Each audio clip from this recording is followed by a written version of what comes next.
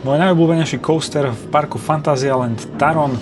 Tu počúvajte ten zvuk toho LSM launchu, ktorý je úplne brutálny. Hneď na to vyrazíme sem do skál, ktoré nás budú prevádzať celým tým layoutom. Nasleduje menší airtime kopec a tu tesný prejazd a tento tunel. Tu si to pauzneme, pretože toto je ďalší charakteristický moment tohto coasteru. Tieto preklapačky zo strany na stranu, ktoré sa tu niekoľkokrát ešte objavia, sú úplne výborné a mám kvôli nim ten coaster tak rád, tak poďme ďalej.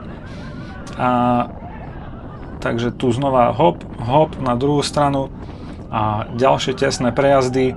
Ďalej nás bude čakať ešte jeden launch, ale medzi tým tieto stredné časti trošku už spomalujú. No a tu sa už blížime k druhému launchu a ten je úplne brutálny, pretože tu nabereme mega rýchlosť. Tuto stopnem, toto je moja najobľúbenejšia časť toho coasteru, pretože vyrazíme prudko smerom nahor po stene tej skaly a je to absolútne fantastické. Tu je to podľa mňa najintenzívnejší pocit, ktorý tam je na tom coasteri. Úplná pecka. A potom zase preklapačka zo strany na stranu, úplne parádne, skvelé.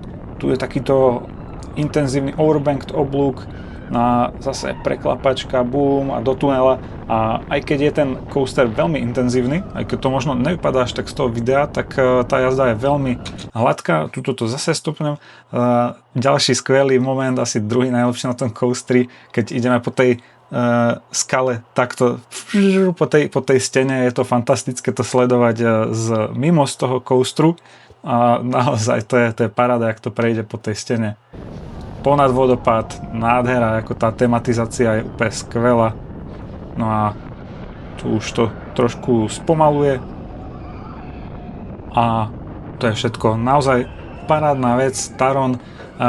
Asi môj zatiaľ druhý najobľúbenejší Intamin coaster, na ktorom som bol a najlepší coaster v tomto parku za mňa jednoznačne. Do komentu mi môžeš napísať, či by si Taron vyskúšal aj ty.